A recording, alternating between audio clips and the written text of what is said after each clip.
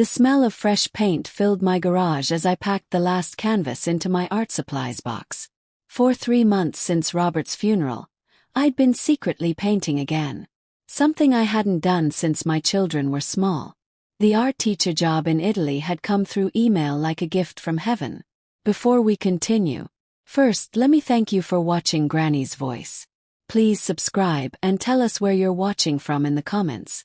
We might give you a shout out in our next video. Today's special shout out goes to Judy Saylor from Tampa, Florida. Thank you for being part of our family. Now let me tell you my story. The house felt too quiet without Robert's morning radio shows. His terrible jokes at breakfast, the way he'd hum while fixing things around the house. Now there was just the sound of my paintbrush on canvas and dreams I thought had died decades ago.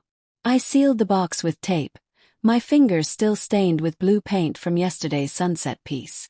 This was healing, my therapist had said. Finding yourself again after loss takes time, Margaret. Some days you'll feel guilty for being happy. Other days you'll feel lost. Both feelings are normal. The doorbell rang, pulling me from my thoughts. Through the window, I saw David pacing on my front steps like he used to when he was 7 and had broken something valuable. At 35, my youngest son still carried that nervous energy, though now it came with the stress of new fatherhood and money worries from his struggling restaurant business.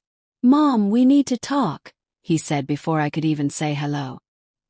His chef's coat was stained, his hair messy from another long day at the restaurant.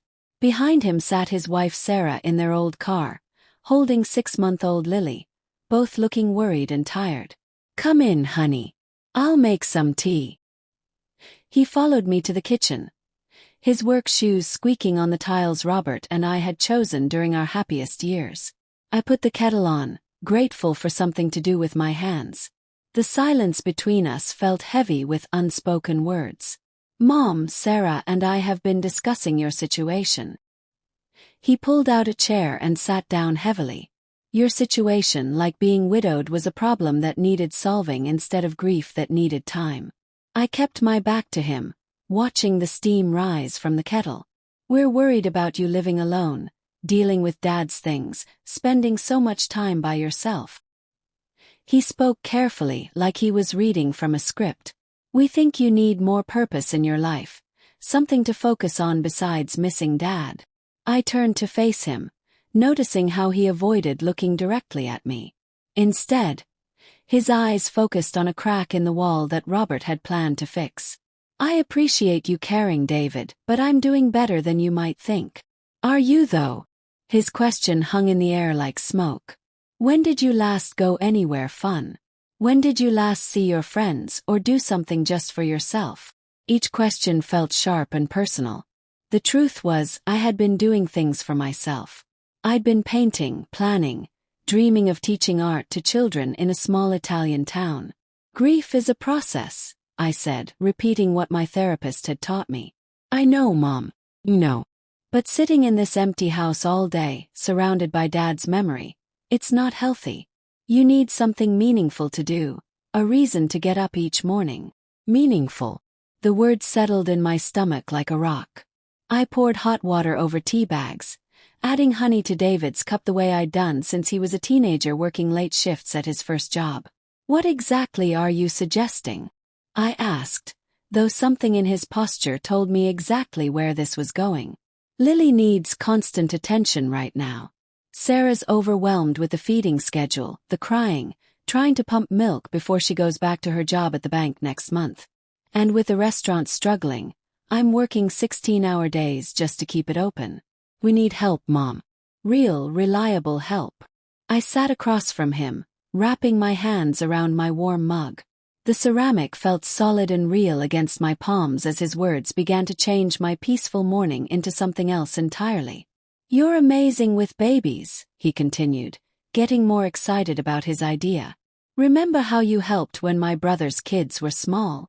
Those were my oldest son's children, now teenagers who barely remembered their grandmother existed.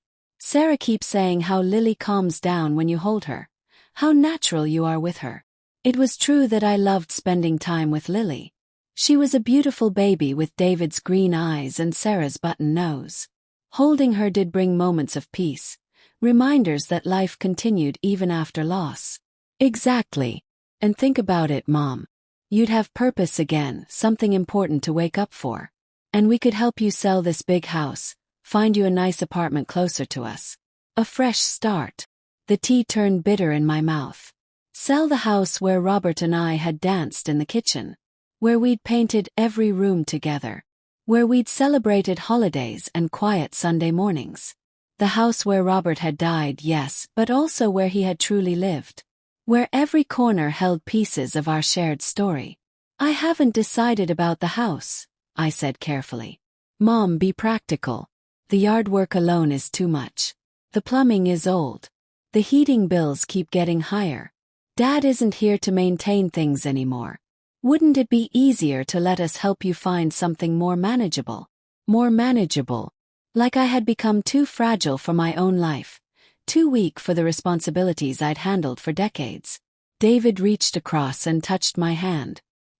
His wedding ring caught the morning light, reminding me of Robert's ring, now in my jewelry box because seeing it daily was still too painful. We're family, Mom. We take care of each other. And honestly, with Sarah's maternity leave ending and the restaurant barely breaking even, we can't afford professional daycare. If you helped with Lily, it would solve everyone's problems. The reasoning seemed sound. I was alone. They needed help. Caring for Lily did make me happy. It would give structure to days that often felt empty since Robert's death. But something stirred in me as I looked at my son's hopeful face. Something that had been sleeping for months but now stretched awake like a cat in sunlight. It was the memory of who I'd been before grief had dulled my colors. Margaret Chen, the woman who'd taught art to hundreds of children before putting her dreams aside to raise her own family. The woman who spoke Italian and had once dreamed of painting in Tuscany. That woman had received an email 2 days ago. An email I hadn't shared with anyone. A teaching position at a small art school in Florence, working with children who needed creativity in their lives. David, I said slowly, I need time to think about this. His smile faltered slightly. What's to think about? You're lonely. We need help. You love Lily. It's perfect. Perfect for who? I wanted to ask but didn't. Instead, I squeezed his hand and gave him the same patient smile I'd perfected when he was small and wanted something I wasn't ready to give. Just a little time, sweetheart. This is a big decision. He left 30 minutes later, after making me promise to call him by Friday with my answer. I watched from the window as he walked back to the car, saw him gesture to Sarah, probably explaining my hesitation as another sign of my grief-induced confusion. When their car disappeared, I went to my bedroom and opened my laptop. The email was still there, marked as important. Dear Mrs. Chen, it began. We were sorry to hear about your husband's passing. Your former colleague Maria spoke highly of your work with children and art therapy. We have a position at our Children's Art Center in Florence that requires someone with your experience in teaching young minds to express themselves through creativity. The position would begin in 6 weeks. I had built my teaching career helping children find their voices through art, watching shy kids bloom with confidence when they held a paintbrush. Robert had encouraged my artistic dreams in those early years, before David and his brother needed so much attention, before I chose family over personal ambitions. But those skills hadn't disappeared. They'd been waiting like seeds in winter soil. The position paid enough to keep this house and my independence. My phone buzzed with a text from David. Thanks for listening today. I know Dad would want us to look after you. Talk soon. I stared at the message, then deleted it. Instead, I scrolled through my contacts until I found Anna Martinez, my former teaching partner who now ran the art program at the local community center. Anna, it's Margaret. I got an email about Florence. Do you have time to talk? An hour later, everything was clear. The position was mine if I wanted it. They would handle housing, work permits, everything. I could start as soon as next month. I closed the laptop and walked back to the kitchen where David's teacup sat empty in the afternoon light. For the first time since Robert's funeral, I could imagine a future that wasn't defined by what I'd lost but by what I might discover. My phone rang. David's name on the screen. Mom, I forgot to mention, Sarah's sister is coming for dinner Sunday. She's excited to meet you and we thought it would be good for you to get out. Sarah's making her famous chicken parmesan. That sounds lovely, I said, still feeling light from my conversation with Anna. That same careful smile he couldn't hear through the phone. Great. And Mom, don't overthink the babysitting thing. Sometimes the best decisions are obvious ones. After hanging up, I sat in the growing evening light, thinking about obvious decisions and expectations, about the difference between love and convenience. The grandfather clock chimed 6 times, and I realized I was hungry for the first time in weeks. I made myself a real dinner, not the sad soup that had sustained me through the worst of my grief, and ate slowly, tasting every bite. Tomorrow I would call Anna back and accept the Florence position. Tonight I would let myself imagine the life waiting for me across the ocean. But first I had a dinner to attend, a performance to give, a careful smile to perfect. Sunday arrived with crisp autumn air that Robert had always loved. I dressed carefully for dinner, not in the black clothes I'd worn for months, but in a blue blouse he'd given me for our last Christmas together. In the mirror I looked like myself again, or perhaps like someone I was about to become. The drive to David and Sarah's apartment took 20 minutes through the city. They lived in a converted warehouse, all exposed brick and modern fixtures, the kind of place that looked trendy but felt cold. Sarah's sister Kate was already there when I arrived, her expensive car parked in the building's tiny lot. Through their window I could see her gesturing dramatically, probably sharing stories about her latest business success or vacation adventures. Kate had never needed to work, having married a successful lawyer at 25 and spent the last 15 years perfecting the art of spending his money. Margaret. Sarah opened the door with baby Lily on her hip, looking exhausted despite the early hour. Dark circles shadowed her eyes, and her usually neat brown hair was pulled back messily. Thank goodness you're here. Lily's been fussy all morning, and I still need to finish the salad.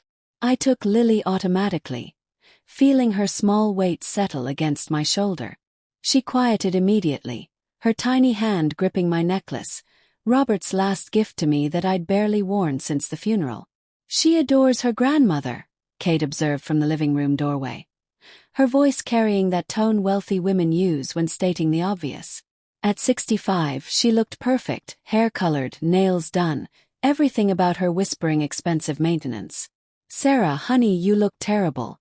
When Mark and I had our twins, we had a full-time nanny from day one. You can't do everything yourself. David appeared from the kitchen area, wiping flour from his hands. That's actually what we wanted to discuss today, he said, giving me a meaningful look. Mom, why don't you sit with Kate while Sarah and I finish cooking? Their small living room was decorated in shades of gray and white, everything looking like it came from a furniture catalog. I settled into an uncomfortable modern chair while Kate claimed the sofa, her designer purse positioned prominently beside her. I was so sorry about Robert, she began, though we'd had this conversation at the funeral. Such a shock, though I suppose at our age, these things become more expected. Our age. I was 3 years younger than Kate, but widowhood had apparently moved me into a different category entirely. The pitted one. Thank you, I murmured, adjusting Lily's position as she dozed against my chest. It must be so difficult handling everything alone. The house, the bills, all those decisions Robert used to make. Kate's voice dripped with fake concern. My Mark always says women our age weren't raised to handle such complexities. We're much better at nurturing roles, don't you think? I thought about the art classes I'd managed, the budgets I'd balanced, the way Robert had always asked my opinion on our finances because I was better with numbers. But I simply nodded and let Lily's soft breathing fill the silence. From the kitchen came sounds of cooking and excited whispers. Sarah's voice rose slightly. Perfect solution. She's so natural with babies. Born to be a grandmother. Margaret, Kate continued, leaning forward conspiratorially. I hope you don't mind me saying, but David seems worried about you. Living alone in that big house. No real routine or purpose. It's not healthy at our age. Again with the categories. The assumption that 67 meant uselessness. He's a good son, I said. The best. And Sarah is such a devoted mother, but she needs help. Real help, not just occasional babysitting. Kate's rings sparkled as she gestured. Of course they could hire professional help, but family is so much better for children. More stable, more loving. The conversation felt rehearsed, like Kate and Sarah had discussed my potential usefulness beforehand. I wondered if they'd also talked about the financial benefits. Free childcare being much cheaper than the professional alternatives Kate dismissed so easily. "Dinner's ready," Sarah called, and we moved to their small dining table set with wedding china and grocery store flowers. Kate had brought expensive wine, which David opened with ceremony. "To family," he toasted, raising his glass, "to being there for each other through life's changes." The chicken parmesan was delicious, perfectly seasoned and tender. I found myself actually hungry, enjoying food in a way I hadn't since Robert's death. The conversation flowed around me. Kate's upcoming cruise, David's latest restaurant reviews, Sarah's plans to return to the bank. All leading up to what I knew was coming next. The real reason for this family dinner. "Which brings us to our little situation," Sarah said, cutting her chicken with surgical precision. "I'm supposed to go back to work in 2 weeks, and we still haven't figured out childcare." David jumped in right on cue. "The daycare centers are incredibly expensive. And frankly, we don't like the idea of strangers raising Lily during these important early months." Kate nodded wisely. "Children need consistency, security, the love that only family can provide." "Mom," David said, turning to me directly, "we've been thinking about what we discussed the other day. About you helping with Lily." All eyes turned to me. Lily stirred in her high chair, making soft baby sounds that seemed to emphasize the moment perfectly. "We know it's a big decision," Sarah said quickly, "but we've worked out all the details. You could sell your house while the market's good, and we found some lovely senior communities nearby. Places with activities and social programs for people in your situation." Senior communities. I was 67, not 97. But in their minds, I'd crossed some invisible line into irrelevance, into a group that needed managing rather than respecting. "And the best part," David continued, warming to his theme, "is that you'd have meaning again. Structure. Lily absolutely lights up when you're around." As if summoned, Lily chose that moment to reach for me, her tiny fingers opening and closing in that universal baby gesture of want. I lifted her from the high chair and she settled against me with complete trust. "See," Kate beamed. "Natural grandmother instincts. It's what you were meant for, Margaret. What I was meant for. Not what I chose or wanted or was capable of, but what biology and society expected of me. As if my entire identity could be reduced to babysitting duty and social assumptions. The financial side works out perfectly too," Sarah added. "What you'd get from selling the house, combined with not having to pay for daycare, means everyone benefits." They'd planned this thoroughly, I realized. Not just the conversation but my entire future. The house sale, the apartment, the daily routine of feeding schedules and diaper changes. They'd designed my life without asking me, then presented it as a generous opportunity. "We know you've been struggling since Dad died," David said gently but firmly. "This would give you something to live for again. Something to live for." As if caring for their child was the only purpose available to a woman my age. The only thing that could fill the Robert-shaped hole in my world. I looked around the table at these 3 faces. My son, his wife, her sister. All watching expectantly. They genuinely believed they were solving multiple problems elegantly. Sarah's childcare needs, David's money troubles, my supposed aimlessness. It was efficient, this plan that reduced me to a convenient solution. Lily made a soft sound against my shoulder, and I realized I was holding her tighter than necessary. She was innocent in all this. A beautiful baby who deserved love and care.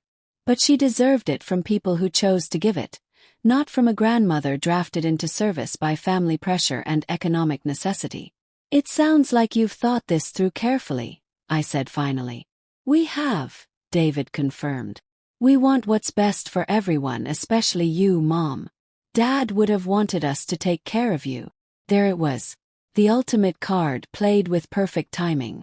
Robert's imagined wishes used to justify decisions I'd never agreed to make. I stood up, still holding Lily, and walked to their sliding door that overlooked the city. The view was all concrete and glass, sterile and cold. Not a single tree Robert would have liked. Mom! David's voice carried uncertainty now. I turned back to them, Lily's weight warm and solid in my arms. 3 faces watched me, waiting for grateful acceptance disguised as family duty. I need to tell you something, I said, my voice steadier than I felt. I've been offered a teaching position in Florence. The silence stretched like pulled elastic. Kate's fork froze halfway to her mouth. Sarah's eyes went wide. David's face cycled through confusion, disbelief, and something that looked like anger. Florence, he repeated like I'd said Mars. Teaching art to children. 6-month contract, possibly longer. I'd be leaving next month. Mom. David used that careful tone he saved for difficult customers. You're grieving. You're not thinking clearly. International travel, a new job at your age. It's not realistic. Your age. There was that weapon again, used against possibility and dreams. I haven't accepted yet, I said, which was technically true. I'd accepted it in my heart, but Anna was expecting my final answer tomorrow. Well, of course you won't, Sarah said with a nervous laugh. You have Lily to think about now. We're counting on you. They needed me. Not wanted me, needed me. As if my own needs, my own dreams, my own carefully rebuilt sense of self were minor considerations in their family equation. Lily chose that moment to grab my necklace again. Her tiny fingers strong and determined. In her grip, I felt an echo of my own strength, the part of me that had taught hundreds of children to find their voices through art. I should go, I said quietly. Thank you for dinner. The protest started immediately. It was early. We hadn't finished discussing things. Kate had brought dessert. But I was already moving toward the door, Lily still in my arms until Sarah hurried to take her. Mom, wait. David followed me to the hallway. Let's not end like this. You're upset and I understand, but this Florence thing isn't practical. You belong here with family. I paused with my hand on the door handle, looking back at my son's earnest face. He truly believed what he was saying. In his mind, family obligation came before personal dreams, and women my age should gracefully accept their reduced circumstances. I'll call you this week, I said, and stepped into the cool night air. The drive home passed in a blur of streetlights and possibilities. Back in my kitchen, I made tea in Robert's favorite mug and sat in his chair, thinking about needs and wants, about the difference between loving someone and using them. Then I opened my laptop and typed an email to Anna. Dear Anna, thank you for your patience. I'm thrilled to accept the Florence position. When do I start? Anna's response came before my morning coffee finished brewing. Margaret, wonderful news. Can you be ready to leave in 12 days? The children are excited to meet their new teacher, and there's a lovely apartment waiting near the school. 12 days. I stared at the email, feeling excitement and terror mixed together like paint on a palette. The same flutter I'd felt before my first teaching job 30 years ago. The same sense of possibility mixed with the weight of change. My phone buzzed. A text from David. Mom, let's talk today. Yesterday got complicated, but we can work everything out. Everything. Like my life was a problem to be solved instead of a future to be chosen. I ignored the text and called my older son Michael instead. He lived across the country with his wife and twin daughters, far enough away to avoid daily drama but close enough to call for advice.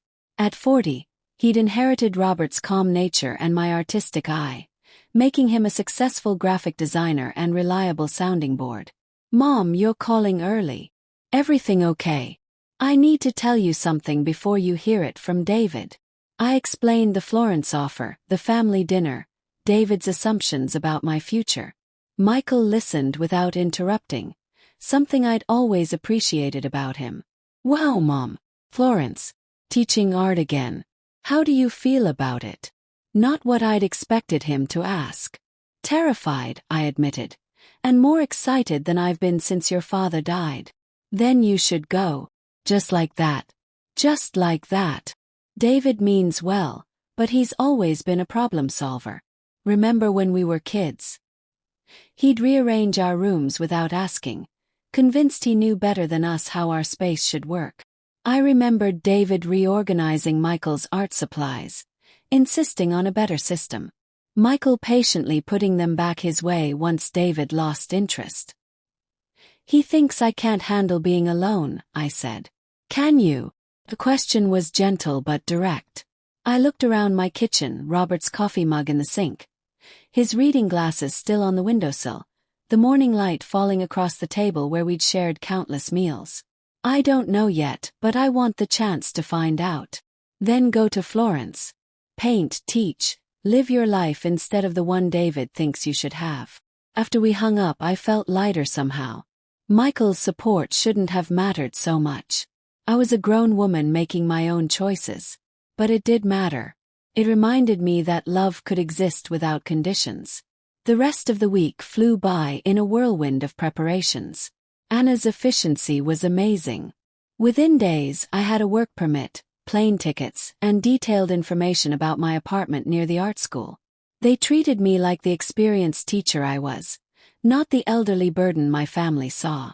David called repeatedly.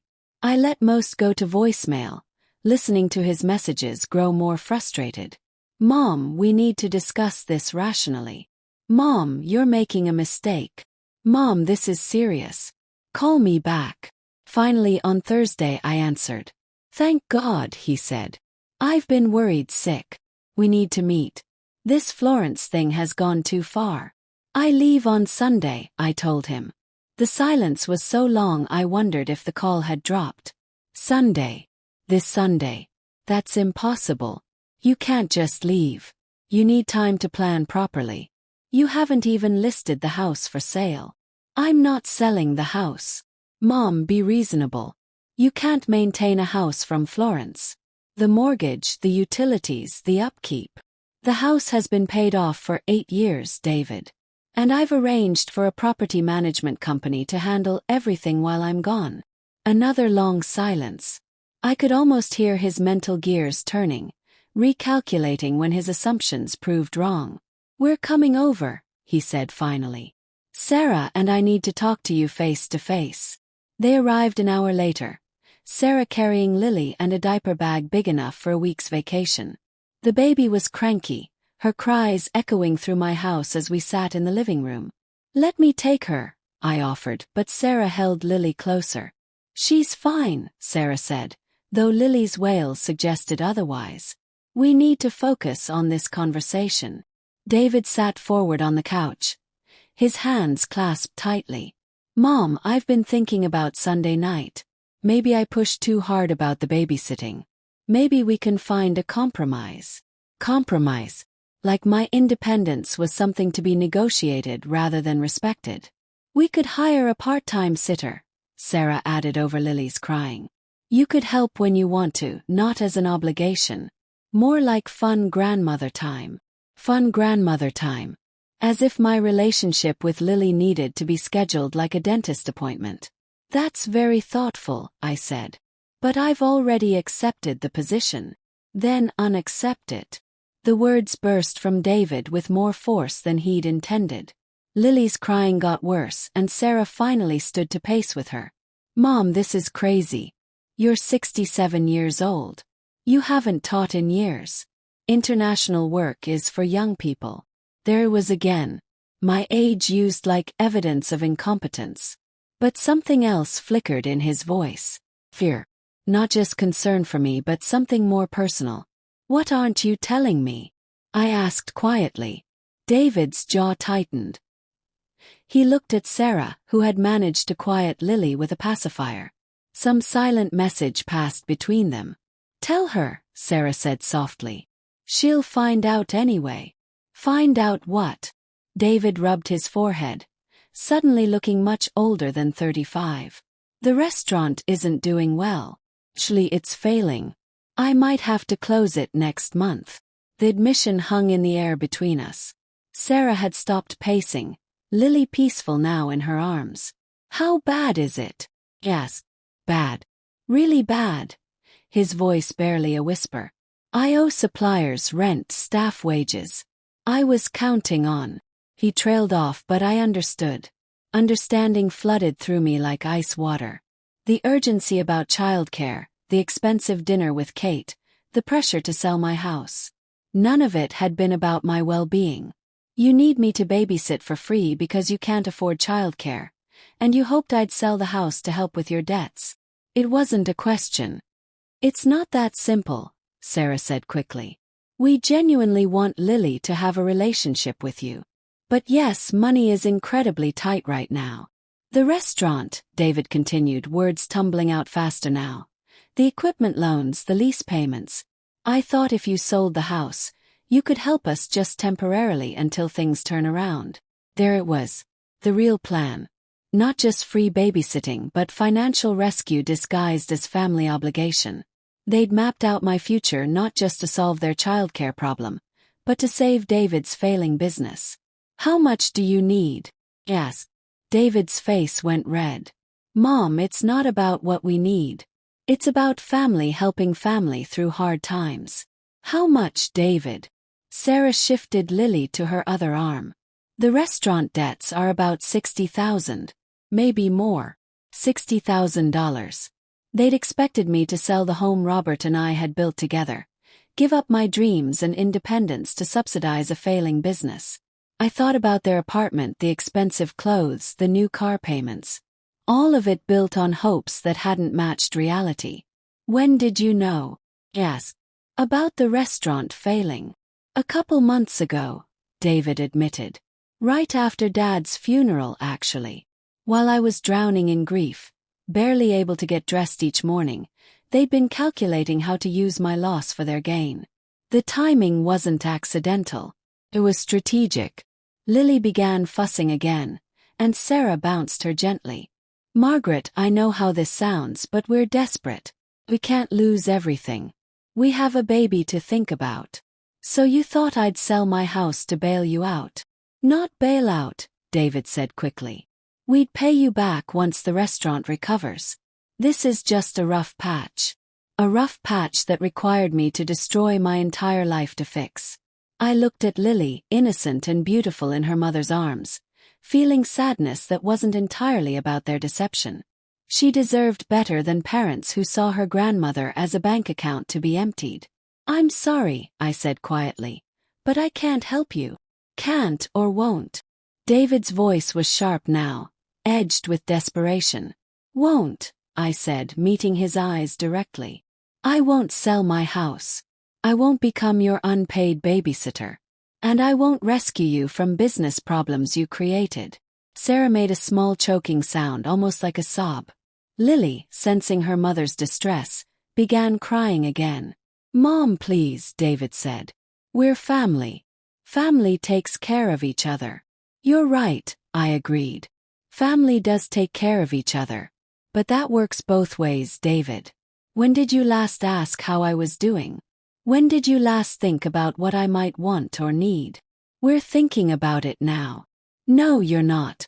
You're asking me to sacrifice my future for your convenience. There's a difference. I stood up, suddenly tired of the conversation. Tired of being seen as a problem to be solved instead of a person to be respected. I leave for Florence on Sunday. I'll be gone at least 6 months, possibly longer. You'll need to find other solutions for Lily. What if we can't? Sarah asked, tears flowing freely. What if we lose everything? Then you'll figure it out, I said, not unkindly. The same way people have been figuring things out for generations. You'll adapt. You'll make hard choices. You'll find a way. But you'll do it without using me as your answer. They left shortly after, the weight of their disappointment and fear filling my house like smoke. I watched from the window as David helped Sarah buckle Lily's car seat, their movements sharp with frustration and worry. Part of me felt guilty. Part of me wanted to run after them, to offer some middle ground that might ease their burden without completely destroying my own plans. But a larger part, the part that had been sleeping since Robert's death, felt something else entirely. Felt free. That night, I finished packing for Florence, folding clothes around the excited anticipation that had been building all week. On my dresser sat a photo of Robert and me from our last Christmas together, both of us laughing at something silly. "I think you'd understand," I whispered to his image. "I think you'd want this for me." 3 days until departure. 3 days until I discovered who Margaret Chen could be when she belonged only to herself. Friday brought unexpected visitors. I was sorting through my art supplies when the doorbell rang, followed by urgent knocking. Through the peephole, I saw Kate's perfectly styled silver hair and knew immediately that the family cavalry had arrived. She wasn't alone. Behind her stood a man I didn't recognize. Tall, expensively dressed, with the kind of confidence that comes from never being questioned. "Margaret, dear," Kate began the moment I opened the door, "this is Dr. Richard Stone. He's a geriatric specialist, and we're very concerned about you." Dr. Stone extended a manicured hand. "Mrs. Chen, I help families navigate the emotional challenges that come with aging and loss. Your son David has shared some troubling behaviors." "Stop." The word came out sharper than I'd intended, but it worked. Both stepped back slightly. "I'm not inviting you in, Dr. Stone. And Kate, I'm disappointed but not surprised that you'd be part of this ambush." "It's not an ambush," Kate said quickly. "It's a wellness check. David is worried about your judgment, your mental state. This Florence fantasy." Fantasy. I felt something cold and hard settle in my chest. A job offer from a respected art school is a fantasy. Dr. Stone consulted a tablet he'd pulled from his briefcase. "Mrs. Chen, grief can show up in many ways. Sometimes we see dramatic personality changes, impulsive decision-making, unrealistic thinking. Are you diagnosing me without an examination?" "I'm offering to help," he said smoothly. "David mentioned you've been isolated, rejecting family support, making grandiose plans. These can be signs of complicated grief, possibly complicated by early cognitive decline." The accusation hung in the air like poison. Cognitive decline. They'd brought a doctor to declare me mentally incompetent, to provide medical justification for overriding my decisions. "Get off my property," I said quietly. "Margaret," Kate began. "Now." They retreated to Kate's luxury car, Dr. Stone speaking rapidly into his phone as they drove away. I stood in my doorway until they disappeared, my hands shaking with anger I hadn't felt since Robert's death. An hour later my phone rang. David's number. "Mom, I know you're upset, but Dr. Stone is concerned. He thinks you should be evaluated before making any major life changes. You sent a doctor to my house to declare me incompetent. That's not. Look, I'm worried about you. This isn't like you, Mom. The isolation, the stubbornness, these unrealistic plans. Dad's death changed you." "Yes, it did. It showed me who I really am when I'm not defined by being someone's wife or mother. You're still my mother. That doesn't change. But what that means to you apparently does. When I was useful, when I could solve your problems and fund your lifestyle, I was capable. Now that I have my own plans, I'm delusional." "I never said." "You sent a geriatric specialist to my house, David. What exactly were you hoping he'd find?" The silence stretched long enough that I knew I'd hit the target. "Power of attorney," he said finally.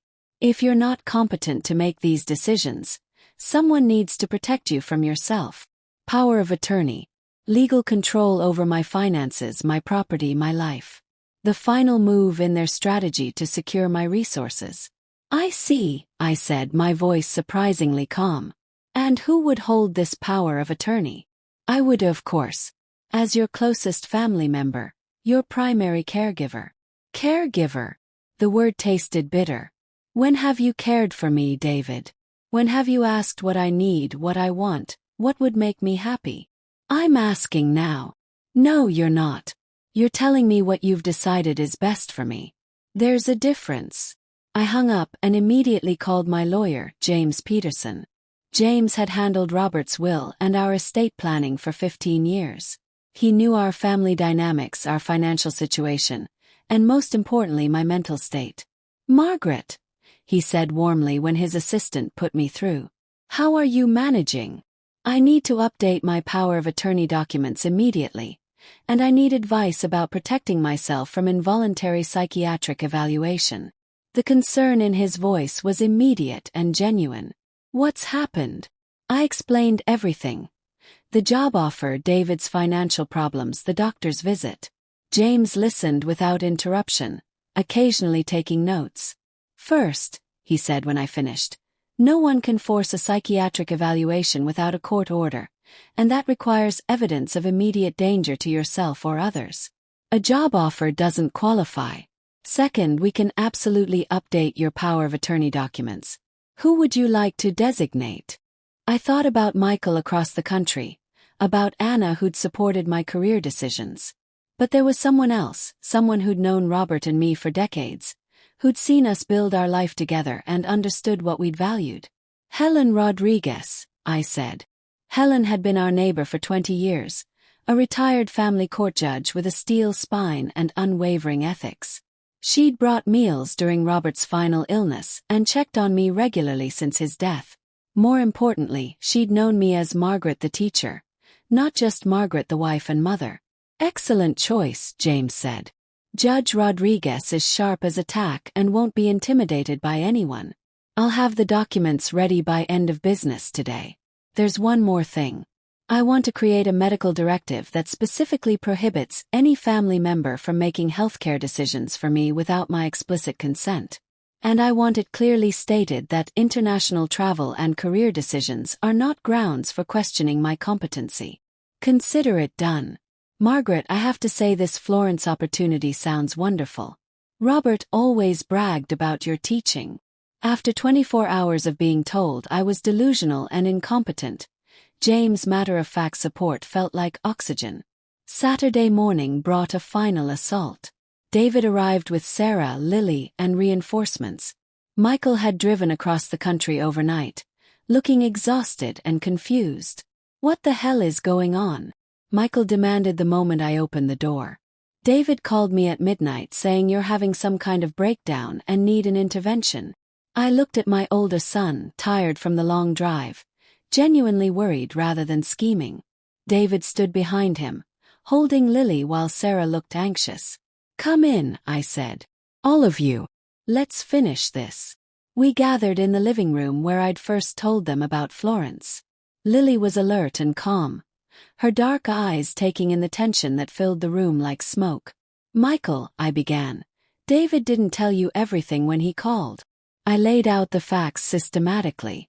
David's failing restaurant, their financial crisis, the plan to use my resources to solve their problems. Michael's expression shifted from confusion to understanding to anger. "You called me here for this," he said to David.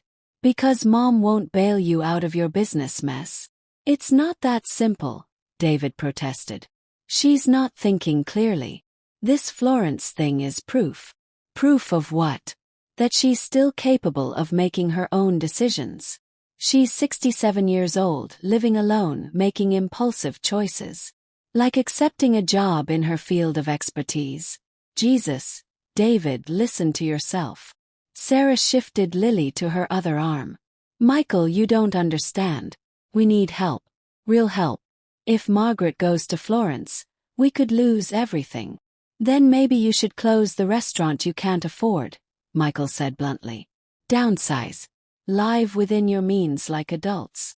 "That's easy for you to say," David shot back. "You live in a cheap city. You don't have the same pressures. I have a business I can afford and expenses I can pay. Funny how that works." I watched my sons face each other, seeing the fundamental difference in their characters that had been clear since childhood. Michael accepted responsibility. David managed it away. "Stop," I said quietly. But my voice carried enough authority to silence them both. "David, I want you to listen very carefully to what I'm about to say." I stood up, moving to the mantelpiece where photos of our family history lined the surface. Robert and me on our wedding day, the boys as children, graduations and holidays and birthday parties. Your father and I built this life together over 40 years. We made sacrifices, worked hard, saved money, planned for the future. We helped you with college, your wedding, your restaurant startup. We did this because we loved you and wanted you to succeed. David nodded, probably thinking I was leading to a change of heart. But we also did it expecting that you would become independent, responsible adults who could manage your own lives. We gave you tools, not permanent solutions. Mom! I'm not finished. My voice was steel now, forged in the fire of a week's worth of manipulation and disrespect. Your father died 4 months ago. Not once in that time have you asked how I'm doing. Not once have you asked what I need or want for my future. The only time you've shown interest in my well-being is when you needed something from me. That's not true, isn't it? When was the last time you called just to check on me? When was the last time you invited me somewhere without needing a babysitter? When was the last time you treated me like a person instead of a resource? The questions hit their target. David's face flushed and he couldn't meet my eyes. You sent a doctor to my house, I continued. You tried to have me declared incompetent because I won't sacrifice my future for your financial problems. You've manipulated, pressured, and guilt-tripped me for a week. All while claiming it's for my own good. Sarah was crying now, clutching Lily like a shield. We're desperate, Margaret. We don't know what else to do. Then figure it out, I said, not unkindly but without compromise. Close the restaurant, find regular jobs, move somewhere cheaper.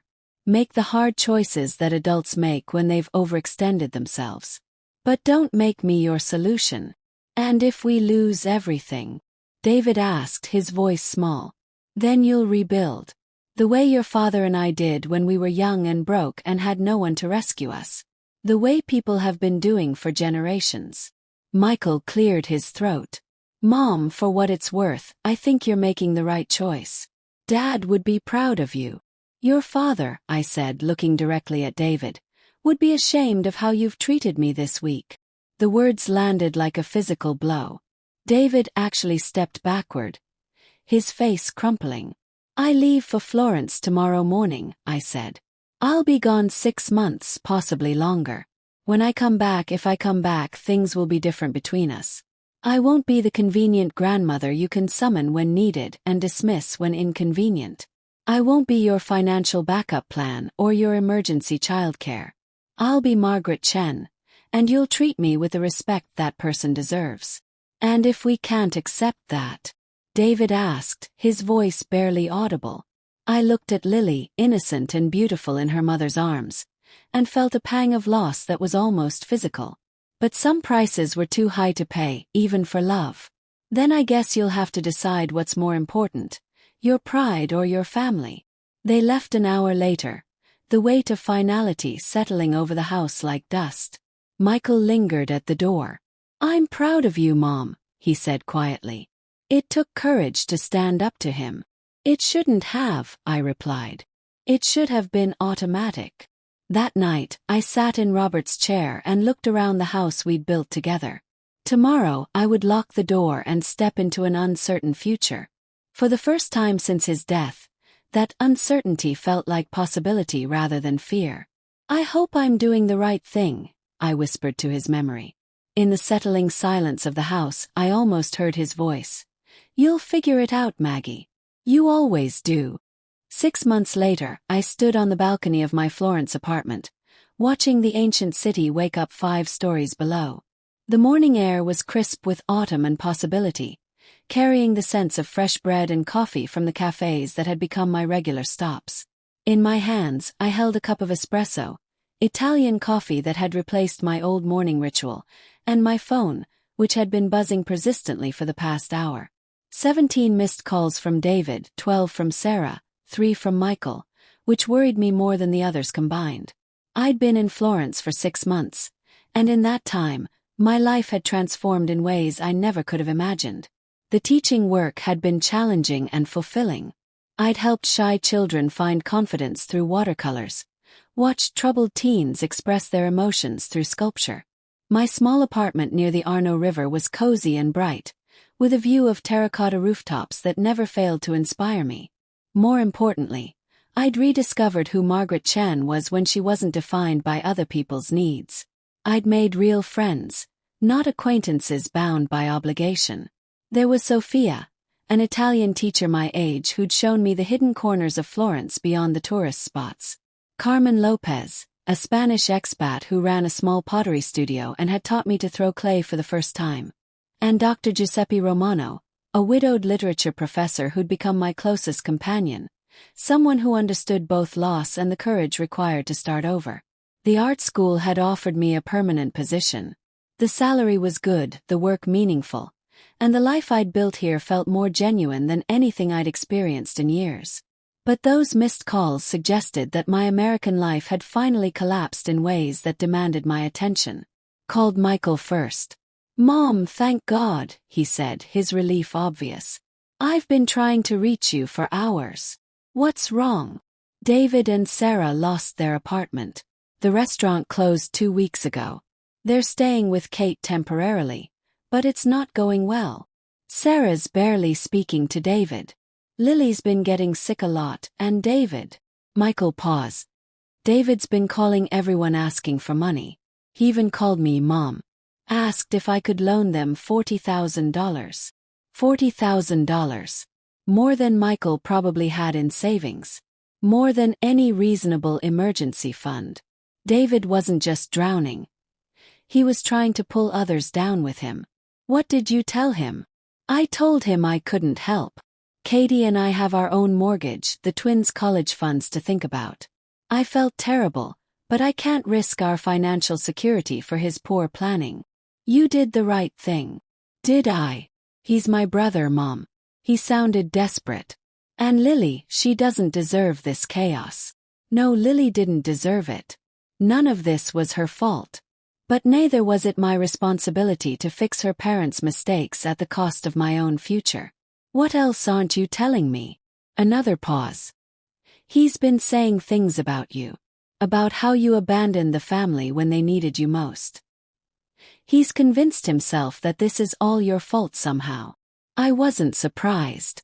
David had always been skilled at rewriting history to cast himself as the victim. But hearing it still stung. "And what do you think?" "I think you saved yourself from going down with a sinking ship.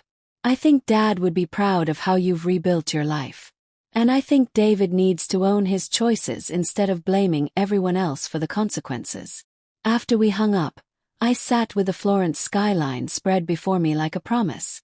The calls from David and Sarah could wait. I knew what they wanted. The same thing they'd always wanted. Money, solutions, someone else to carry the weight of their problems. But something else nagged at me. Lily was innocent in all this. The image of that beautiful baby caught in the chaos of her parents' financial collapse made my chest tight with a different kind of pain. I called Helen Rodriguez, my power of attorney and the wisest person I knew. "Margaret." Helen's voice was warm despite the early hour in California. "How's Florence treating you?" "Like a revelation," I said honestly. "Helen, I need advice. Family advice." I explained the situation. David's business failure, their desperate circumstances, Michael's phone call. Helen listened with the patience that had made her an excellent judge. "What are you thinking?" she asked when I finished. "I'm thinking about Lily. She's 15 months old now, Helen. She doesn't understand why her parents are fighting, why they're living in someone else's house, why everything feels unstable. And I'm wondering if there's a way to help her without enabling them." Helen was quiet for a moment. "What did you have in mind?" "A trust fund for Lily's future. Education, healthcare, legitimate emergencies. Something David and Sarah can't touch, can't use to bail themselves out of their current mess. Something that protects her without rewarding their irresponsibility." "That's very generous, Margaret. Also very smart. I can set up an irrevocable trust with specific parameters. Educational expenses, medical emergencies, maybe a first home down payment when she's an adult. But the parents would have no access to the principal." "Exactly. And I want you to be the trustee, not David or Sarah. Someone who will make decisions based on Lily's needs, not her parents' wants. I'd be honored. How much are you thinking? I'd done well financially in Florence. The salary was excellent, my expenses low, and I'd been careful with money all my life. Robert's life insurance and our savings remained largely untouched. 40,000 to start, with instructions that it can be increased based on Lily's needs but never decreased to bail out her parents. Consider it done. I'll have the documents prepared this week. After the call, I felt lighter somehow. I was helping Lily without rewarding David and Sarah's manipulation. I was setting boundaries that protected both the child and my own autonomy. But I still hadn't returned their calls. That evening, as Florence's ancient towers lit up in their nightly display of golden beauty, I finally called David back. "Mom." His voice was raw with exhaustion and something that might have been relief. "I've been trying to reach you for days." "I know. I was teaching. Mom, the restaurant's gone. We're living in Kate's guest room with a 15-month-old baby. Sarah can barely look at me. I haven't slept in weeks. We need." "What do you need, David?" The question hung in the air. I could almost hear him recalculating, trying to find the right approach. "We need help, Mom. Financial help. Just enough to get back on our feet, find a rental, get Lily settled somewhere stable." "How much?" Maybe 25,000 to cover deposits, some furniture, living expenses until I find work. I know it's a lot, but I swear I'll pay you back. This is just temporary." "No." The word fell into the conversation like a stone into still water. "No. Mom, you don't understand. We're desperate. Lily's been getting sick. The stress is killing Sarah. I can't sleep, can't think straight. I understand perfectly. You made choices. Expensive lifestyle, risky business decisions, no emergency savings. Now you're facing the consequences of those choices. I can't believe you're being this cold. This is your granddaughter we're talking about. Your son." "Yes, it is. Which is why I've set up a trust fund for Lily's future. $40,000 that will be available for her education, medical needs, and other legitimate expenses when she's older." Silence. "Then, a trust fund. What good does that do us now?" "It doesn't. That's the point. This is for Lily, not for you. Mom, please. I'm begging you. We're family. We are family. Which is why I'm ensuring Lily has a secure future despite her parents' poor financial planning. But I won't enable your irresponsibility by bailing you out of problems you created. So that's it. You're just going to let us struggle while you live it up in Florence." The accusation was familiar, but it bounced off me like rain off stone. I'd heard it all before, and I'd moved beyond caring about David's version of reality. "I'm going to live my life, yes. A life I've earned and chosen for myself. You're going to live yours and hopefully learn to make better choices. This isn't over, Mom. When you come back." "If I come back," I corrected. "I've been offered a permanent position here. I'm considering accepting it." Another silence, longer this time. "You'd really stay in Florence forever?" Forever is a long word. But yes, I might stay. I like the person I am here. I like the life I've built. What about us? What about Lily? What about them? Lily will have her trust fund and hopefully parents who learn to provide for her properly. You'll solve your problems the way adults do, by making hard choices and working harder. I can't believe this. Dad would be ashamed of you. The words should have hurt. 6 months ago they would have devastated me. But now they felt like the last desperate shots of someone who'd run out of ammunition. Your father would be proud of me for reclaiming my independence, I said calmly. He always admired strength more than weakness. I hung up before David could respond. Later that evening, I met Giuseppe for dinner at our favorite restaurant overlooking the Arno River. He was a gentle man, intelligent and cultured, with silver hair and kind eyes that saw too much. We'd been taking things slowly, both of us understanding that love at our age was different from love in our youth. more careful, more precious, more aware of its fragility. "You look thoughtful tonight," he observed as we shared a plate of fresh pasta. "Family drama," I said, explaining the day's calls and decisions. Giuseppe listened without judgment, occasionally asking gentle questions. When I finished, he was quiet for a moment. "You know," he said finally, "there's an Italian saying, L'albero che vuol crescere alto deve fondere le radici profonde. The tree that would grow tall must sink its roots deep. You've spent the last 6 months growing new roots, Margaret. Strong ones. Don't let old obligations pull you back into shallow soil." That night, I stood on my balcony again, looking out at the city that had become home. My phone buzzed with a text from Michael. "Heard about the trust fund for Lily. Perfect solution. Dad would be proud." Then another from Sophia. "Dinner tomorrow? I found a new trattoria you'd love." And finally, one from the art school director. "The Rome program needs someone with your skills.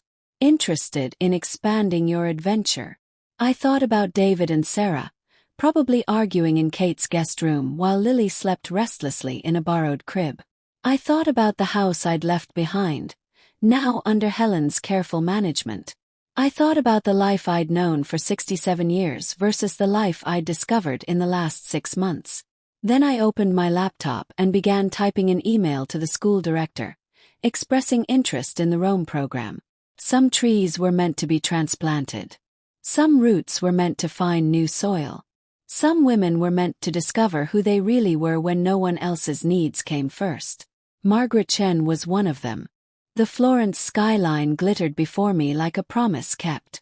And for the first time since Robert's death, I felt completely at peace with my choices. The past would always be part of me, but it no longer defined my future. I belonged to myself now, and that belonging felt like coming home. Now, tell me, what would you have done if you were in my place? Let me know in the comments. Thank you for watching Granny's Voice, and don't forget to check out the video on your screen right now. I'm sure it will surprise you.